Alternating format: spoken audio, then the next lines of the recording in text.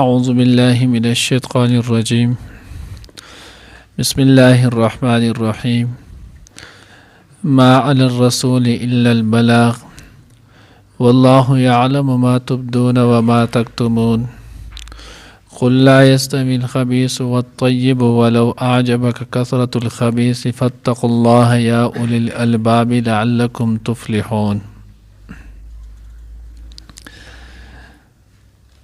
نی درس کے انشاءاللہ العزیز سورۃ مائدہ پارہ نمبر 7 رکوع نمبر 13 آیات نمبر 99 100 دو آیاتونه چې دا به ویلې کېږي.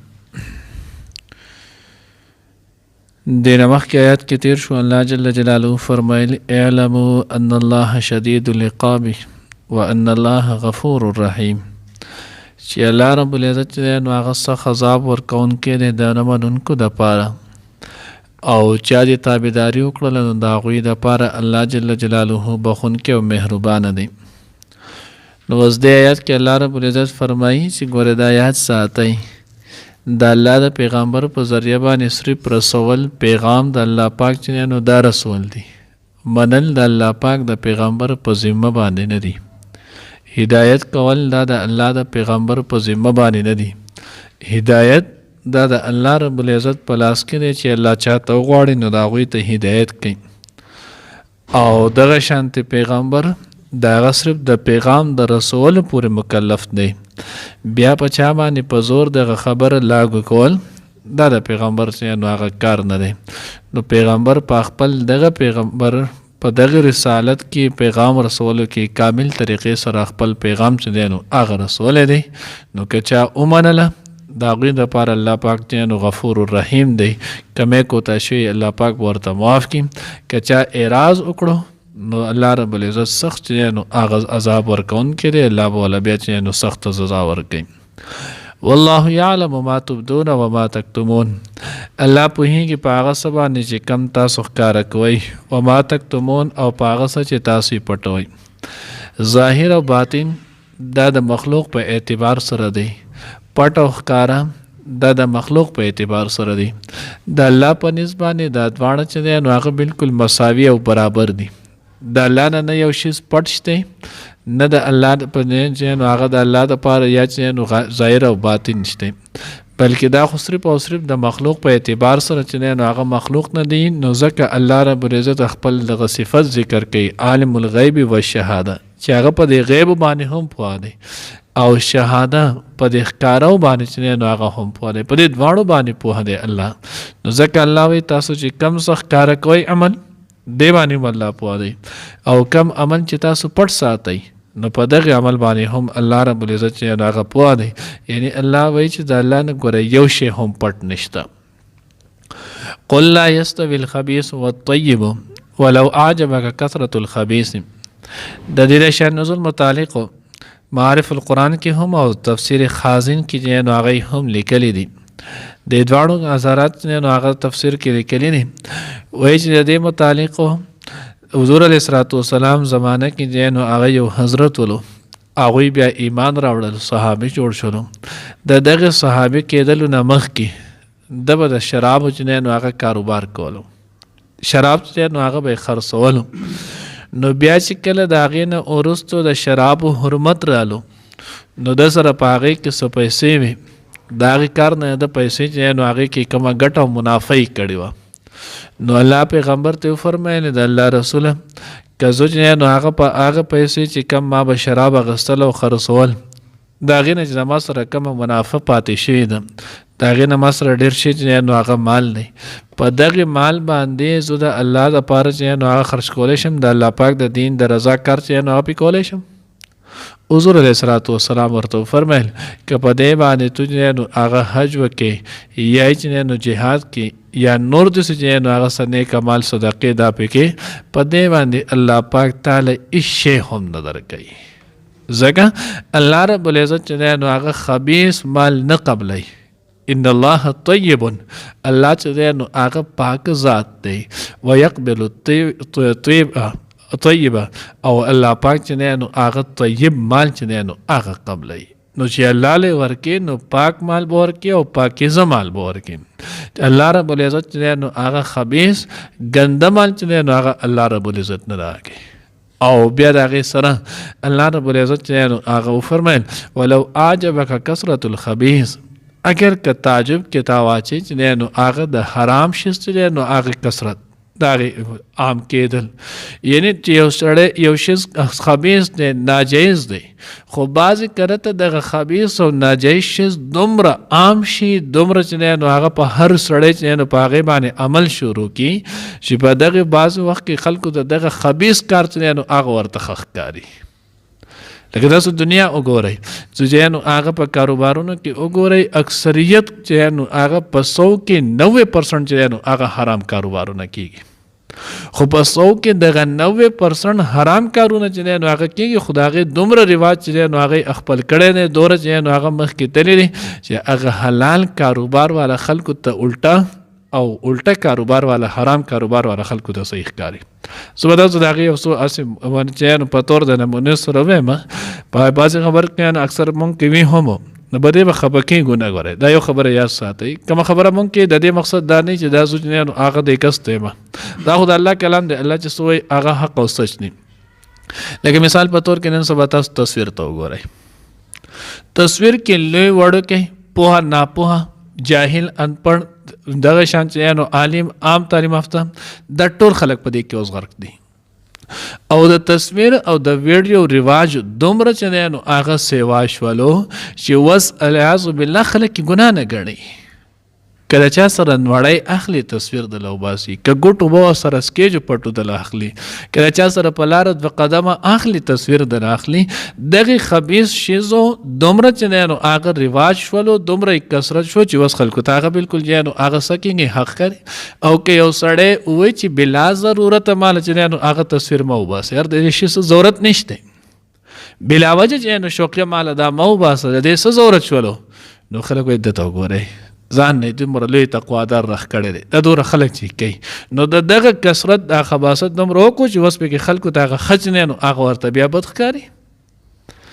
دغه ځان تاسو وګورئ انګریزي اختواړه کول دومره چې نو هغه کثرت دی وکړو د الله پیغمبر د صریح منه چې نو هغه کړی ده او د الله پیغمبر قولیه دې چې تاسو خپل ماشومان له دې مکوئ وز هغه دومره کړل چې کم سړی یو شانتي اختواړه کوي نو خلکو ته هغه په معاشره کې ناشنا ښکاري او دغه ورته چې نو صحیح ښکاري. ګیره بونډای کول ګیره خریل دومره روان چې نو هغه جوړ شولو چې ګیره پرېښودل خلکو د چې نو هغه عجیب ښکاره شولو او دغه صریح نافرماني چې نو هغه خلکو ته ښکلي ښکاره شولو. رسم چې نو هغه کول وز د جنانو په واده کې جوړې وغیره د رسمونه کول د خلکو د جنانو هغه صحیح ښکاره شولو او د سنت طریقې متعلق واده چې هغه خلکو ته رسم ښکاره شولو د هغې کې جنانو هغه خنداګانې شولې داسې به جنانو اثر بسه خو ګو خو تاسو هر شي کې دقه وګورئ په هغې کې د دغې خبیث شیزونو خبیث هر هغه شي چې د الله او د الله د رسول جنانو هغه د منشا خلافي د خبيث ویلې کېږي. اوس دغه خباثت دومره عام شولو چې ټول خلک چې نو هغه په دې پسې ورپسې دی د هغې دومره کثرت چې نو هغه واخیستلو چې د هغې په مقابل کې د الله حکم د الله د پیغمبر سنت طریقه خلکو ته عجیب چې نو هغه ښکاري. خو د الله قانون دا دی چې کرے د یاد ساتئ چې کثرت دا د حقانیت علامت نه دی. آسنه چې په یو کار که خبیث کار یو خلک په هغې باندې په ګڼه تعداد سره خلک په هغې عمل کې په هغه طور په هغه طریقه په هغه کس پسې رواني او تو چې دا د حقانیت علامت دی نه د الله په نسبت باندې کثرت چې نو هغه د الله د پیغمبر په نسبت باندې دا د حقانیت علامت نه دی. حقانیت علامت چې نو هغه سره صراط مستقیم باندې چلیدل دي. الله پیغمبر وایي ما انا علیه و اصحابي هغه طریقې باندې چې کم یو سړی اگر که د سره یو روپۍ چې دی نو هغه نه د په معاشره کې یو چې نو هغه ورکر نه د پسې شاته یو کس چې نو هغه چلیدونکی نه خو زیاده د الله حکم او د الله پیغمبر طریقې مطابق دا سړی کامیاب دی. حضرت عمر ابن عبدالعزیز رحمه الله دغه دور چې کله وی شروع شو تاریخ لیکلی دی. بعض تفاسیر هم دا قصه ذکر کړل نو کله چې داغه دور شروع شولو نو داغه نه مخکې نو هغه دغه مروان د دوی چې څومره هم چې نو هغه بادشاهي تیر شي و نو دوی په خلکو باندې د بې انصافۍ ډېر ټیکسونه دی لګولو، ظلم به چې نو هغه کولو، جابرانه طور باندې د خلکو نه به پیسې چې نو هغه اخیستلې. نو چې کله داغه دور رالو نو داغه چې څومره ټیکسونه اضافي ول هغه ختم کړل، محدود یې کړلو. بیا چې چانه نو ظلمن ځمکې نیولی شي، پیسې اخیستلی شي، سول دی خلکو ته واپس کړلو. داغه د یوې صوبې ګورنر چې نو هغه ورته خط ولیکلو چې حضرت دا تاسو چې کم طریقه کوئ نو په دې طریقې سره زمونږ ګورې خزانه خالي کېدو واله ده، بیا به ملک چې نو هغه به نه چلېږي، دی به ورتېږي. هغه ورته دا تو څه خبرې کوي؟ کثرت باندې الله پاک چې نو هغه څه نه چلی، کثرت د حقانیت علامت نه دی. د الله په نسبت باندې خو نو هغه انسان کامیاب دی او چلیږي چې کم پته خوای.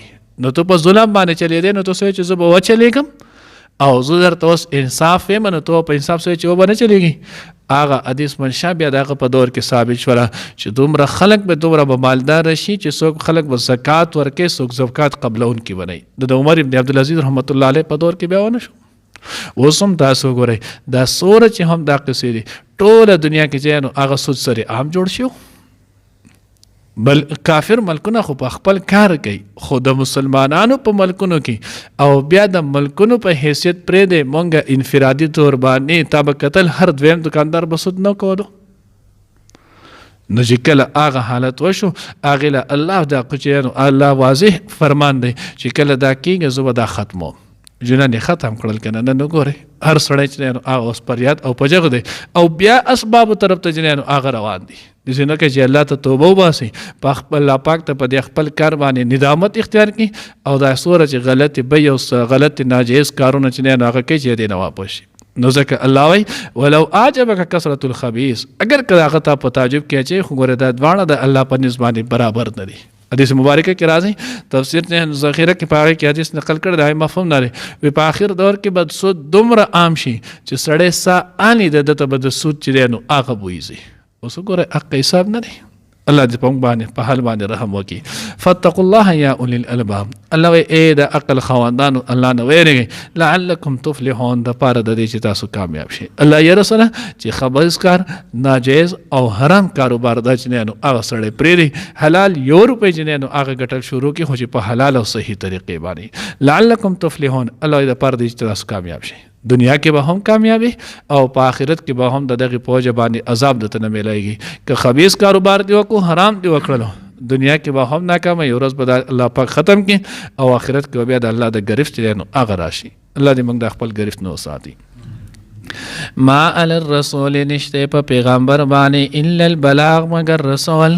والله الله پاک یعلم پوهیږي ما پاغه سبانه تبدون چې تاسو ښکارا کوي و ما او پاغه سبانه تکتمون چې تاسو پټوي. قل اوای ای پیغمبر لا یستوی الخبیث ندی برابر چې نو پلیت و طیب او پاک. ولو اعجبک اگر چې په تعجب کې واچي تعالی را کثرت الخبیث ډیرواله د پلیتای. فتقوا الله پس ویریږي د الله نه یا اولی الالباب ای د عقل خاوندانو لعلکم تفلحون چې تاسو کامیاب شئ. ما علی الرسول نشته په پیغمبر باندې الا البلاغ مگر رسول.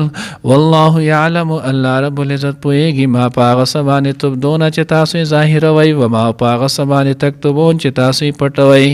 قل وای ای پیغمبر لا یستوی الخبیث والطیب ندی برابر پلیت او پاکو. ولو اعجبک اگر که تعجب کی اور زی تعالی را کثرت الخبیث ډیر والد پلیت حرام. فتقوا الله ویریږي د الله نه یا اولی الالباب ای د عقل خاوندانو لعلکم تفلحون د پاره د دې چې تاسو کامیاب شئ.